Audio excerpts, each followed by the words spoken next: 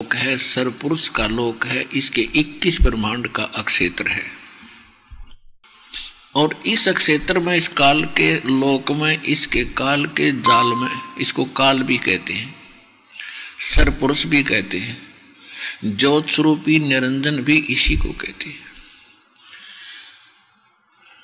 तो हम यहां आकर फंस गए अपनी गलती से। हम परमात्मा को रिजेक्ट किया हमने और इस काल भगवान को चुना।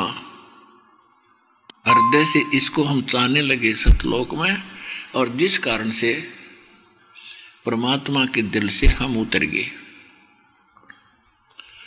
और परमेश्वर ने फिर हमारी इच्छा से, हमारी प्रबल इच्छा थी इसके साथ आने की, तो यहां भेज दिया। फिर हम यहां आकर के इसने इतने दुखी कर दिए। ये हमें जानबूझकर सताता है, परेशान करता है। इसलिए सताता है कि हम इसके संतान नहीं हैं।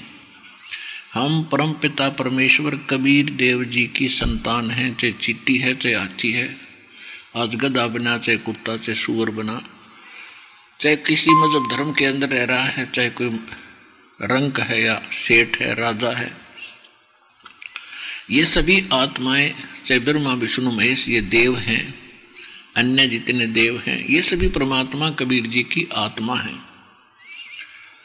और इसने वहां गलती करी थी काल भगवान ने, जो उस लोक में शोभा नहीं देती, जो वहां ऐसा करने वाले को निष्कासित कर दिया जाता है, जिस कारण से इसको वहां से निष्कासित किया।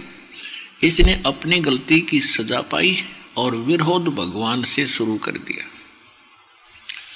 ये आप जी को इसलिए सताता है कि जितने आप दुखी होगे उतना ही आपका पिता दुखी होगा।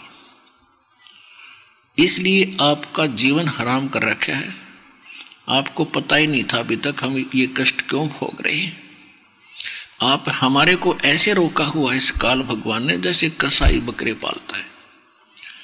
पुण्यात्माओं, प्रथम बार तो आपको ऐसा लगता है कि ये कोई कथा हुई, ये कोई कहानी हुई, हमने कभी सुना ही नहीं। भगवान बड़ा दयालु है, कैसी बढ़िया मौसम बनाया है, कैसे फल फ्रूट दिए हैं, कैसी बढ़िया कनक बाजरा ज्वार बनाई है, कितनी शीतल हवा चल रही है, दिन रात बनाए हैं, और बढ़िया दरिया बह रही है, शीतल जल इनके अंदर है। तो हम ये सोच लेते हैं कि बहुत परमात्मा हमारी बड़ी केयर टेक करता है, बड़ा देखभाल करता है, हमारे लिए कितनी व्यवस्था कर रखी है, तो बड़ा दयालु है ये भगवान।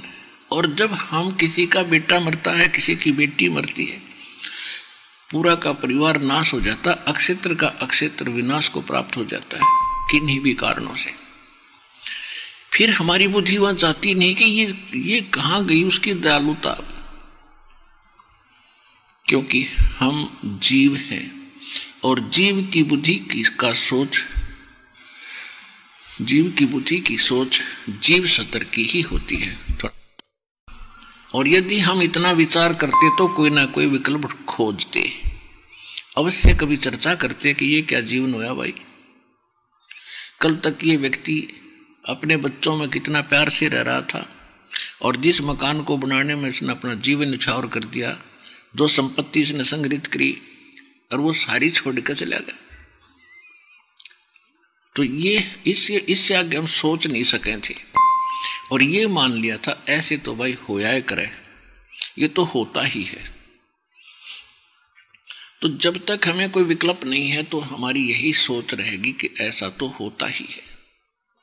अब इस ज्ञान से पता चलेगा कि ये गलत हो रहा है और हमारी गलती का परिणाम हमें भोगने को मिल रहा है। अब जैसे आदरणीय धर्मदास साहिब जी को परम पूज्य परमेश्वर कबीर जी ने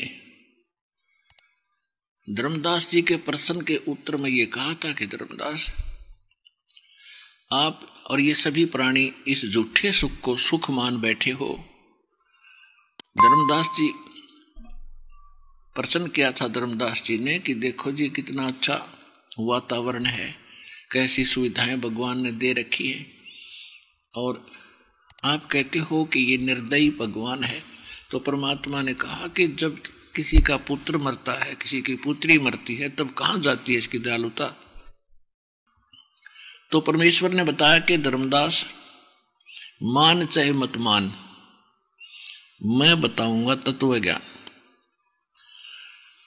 इसने आपको अपने स्वार्थवश पाल रखा है, उसके लिए इसने अपने 3 पुत्र छोड़ रखे हैं, यहाँ के प्रधान बना दिए। रजोगुण युक्त ब्रह्मा जी को बना दिया, तमोगुण युक्त सतोगुण युक्त विष्णु जी को, और तमोगुण युक्त शंकर जी को। और ये तीनों ही आपको आपकी उत्पत्ति का, आपकी यहाँ स्थिति यानी आरोग के रखने का और मारने के तीनों कारण हैं, यही कारण है। और इसका मूल निमित्त है इनका पिता, उसको शराब लगा हुआ है 1 लाख मानव शरीरधारी प्राणियों का आहार करने का, और जिसके लिए इसने अपने 3 पुत्र तुम्हारे रखवाले छोड़ रखे हैं, जैसे कसाई बकरे पालता है। अब यहां प्रश्न उठता है तो परमात्मा ने बताया कि जैसे कसाई बकरे पालता है, ऐसे आप जी को इसने रोक रखा है। अब वो बकरे तो अमुक बकरे होते हैं बेचारे, ना जुबान उनके, और उनके लिए कसाई क्या करता है, एक विशेष स्थान बनाता है, उसके ऊपर एक झोपड़ा डालता है, शेड डालता है, गर्मी और सर्दी ओलों से बचाने के लिए। उसका एक लंबा चौड़ा चरागाह भी रखता है, उसी में एक छोटा सा तालाब भी बना देता है,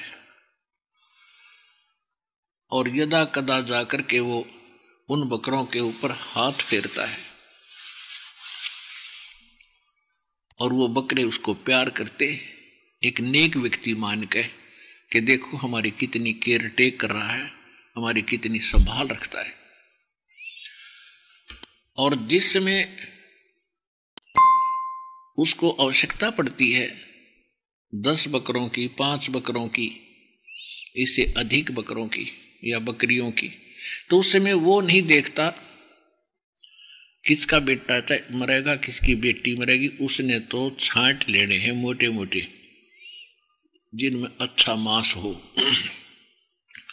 और निकाल ले जाते हैं। उस समय बकरों को भी आभास हो जाता है कि इनकी खैर नहीं है, और वो भागते हैं इधर उधर, एक दूसरे में दौड़ते हैं और मिमाते हैं, चिल्लाते हैं। कुछ देर के बाद वह जीव बुद्धि सेट हो जाती है। तो परमात्मा कहते हैं कि आप जी को इस काल भगवान ने ऐसे रोक रखा है, तेरी समझ में आओ चाहे मत आओ, ये फाइनल समझ लेना।